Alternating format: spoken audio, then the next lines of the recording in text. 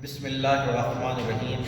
Dear students, electrical first year, उसकी किताब का नाम है, कोड है 18125। उसके हमने 6 चैप्टर स्मार्ट सिलेबस के हिसाब से डिस्कस कर लिए हैं।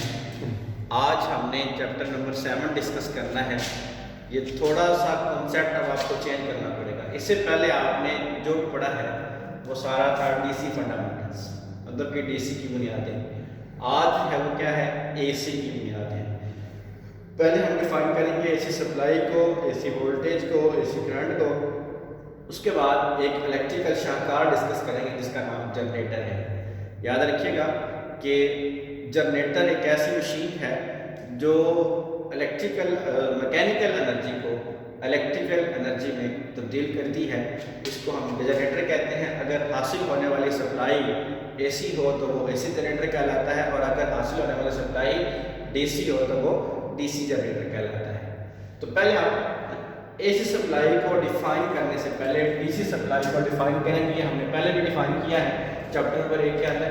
आज हम उसको दोबारा रिवाइज कर लेते हैं ताकि आपको एसी की समझ आ जाए। डीसी सप्लाई क्या है? एक ऐसी सप्लाई है जो अपनी सीमत और पोलैरिटी तब्दील नहीं करती। उसको हम क्या कहते हैं? डीसी सप्लाई में जो बिल्कुल स्ट्रेट चलती है, जिसके अंदर फ्रीक्वेंसी जो है वो नहीं होती है, इसको हम क्या कहते हैं? डीसी सप्लाई कहते हैं। और AC supply, AC alternating supply, तो ऐसी सप्लाई है जो अल्टरनेट करती है, जो मुतबादिल करती है, जो तब्दील करती है, हर लम्हे अपनी पोलैरिटी को चेंज करती है। तो एक साइकिल के अंदर 360 डिग्री होते हैं, जो कि हमें पता है कि एक सर्कल के अंदर टोटल जो है वो 360 डिग्री होते हैं। तो यहाँ पे ये 90, फिर 180, ये हाफ साइकिल बन गया है, फिर ये 270 और फिर ये 360, ये मुकम्मल जो है वो साइकिल बन गया है। इस साइकिल को आप एसी सप्लाई भी कह सकते हैं। वोल्टेज को डिफाइन करेंगे तो एसी वोल्टेज कह देंगे, करंट को डिफाइन करेंगे तो एसी करंट कह देंगे। सिंगल लूप जनरेटर एक ऐसा जनरेटर जो सिर्फ एक कॉइल और एक कंडक्टर पर मुश्तमिल हो, क्या कहलाता है? सिंगल लूप जनरेटर कहलाता है। दोबारा बता देता हूँ, ऐसा जनरेटर जो सिर्फ एक कॉइल और एक कंडक्टर पर मुश्तमिल हो, सिंगल लूप जनरेटर कहलाता है।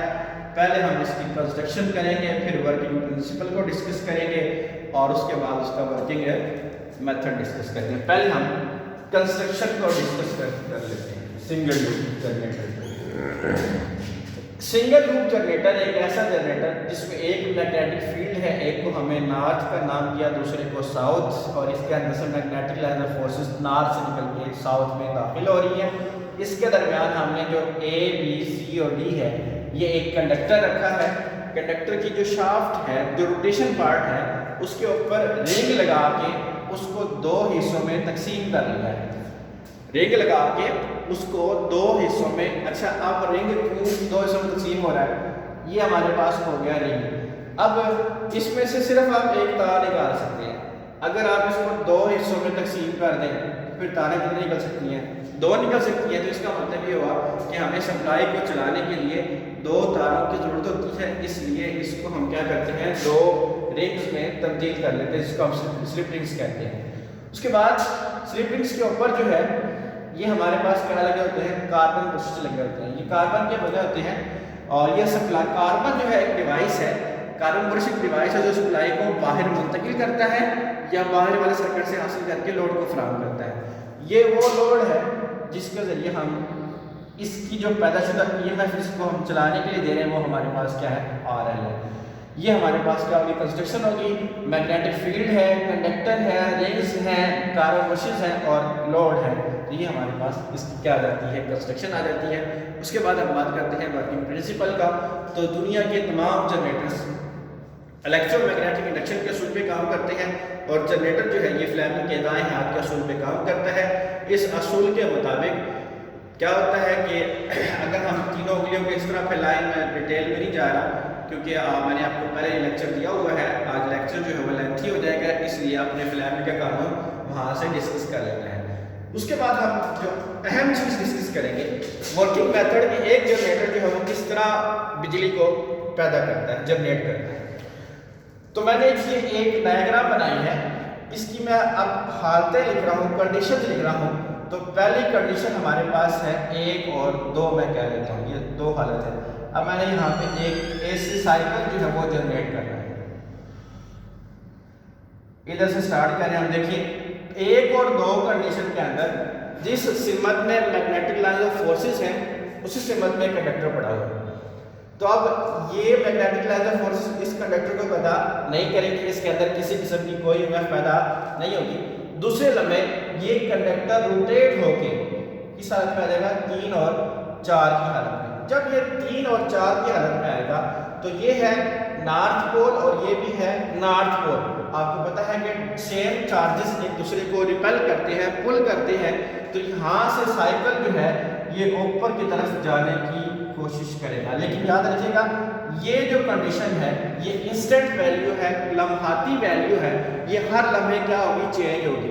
उसके बाद ये नॉर्थ, अगली जो स्टेटमेंट आती है हमारे पास आती है 5 और 6 की हालत। 5 और 6 की हालत में ये बिल्कुल मतवाजी आ जाता है मैग्नेटिक लाइन ऑफ फोर्सेस के। तो इसकी जो मैग्नेटिक लाइन ऑफ फोर्सेस हैं इनके अंदर ज़्यादा से ज़्यादा बिगाड़ पैदा हो जाता है। इसका मतलब है यहाँ पे इसकी जो पीक टू पीक वैल्यू जो है वो पैदा हो गई है। तो ये हमारे पास क्या था, पहली हालत कौन सी थी, 1 और 2, ये 3 और 4, ये होगी 5 और 6। अब इसके बाद अगली कंडीशन हमारे पास है 7 और 8। 7 और 8 में देखें नॉर्थ साउथ के करीब आ रहा है और साउथ नॉर्थ के करीब जा रहा है। इसका मतलब है दोनों के अंदर कुव्वत कशिश होगी। जब कुव्वत कशिश होगी तो ये जो कंडक्टर है इस हालत में आने की कोशिश करेगा, मतलब कि दोबारा जो पैदाशुदा ईएमएफ है वो क्या हो जाएगी, कम होना शुरू हो जाएगी। वो क्या होगी, फिर वही क्या होगी, इंस्टेंट वैल्यू होगी जो हर लम्हे क्या होती है, चेंज होती है। इसको हम क्या कहते हैं, 7 और 8। उसके बाद कंडक्टर की रोटेशन क्या आ जाती है, 1 और 2 आ जाती है। इसमें कोई ईएमएफ पैदा नहीं होती है, दोबारा जो है अपने न्यूट्रल मकाम पे आ जाता है। अगले लम्हे पोलैरिटीज चेंज होकर ये नॉर्थ होती है और ये क्या हो जाती है, साउथ होती है। तो इसी तरह हमारे पास ये एक हाफ साइकिल और जनरेट हो जाता है, जिस तरह ऊपर वाला साइकिल जनरेट हुआ था। तो एक साइकिल के अंदर 3 मकामात ऐसे हैं जो क्या होते हैं, न्यूट्रल होते हैं। उम्मीद करता हूँ आपको समझ आई होगी। अपना ख्याल रखिएगा। अल्लाह हाफ़िज़।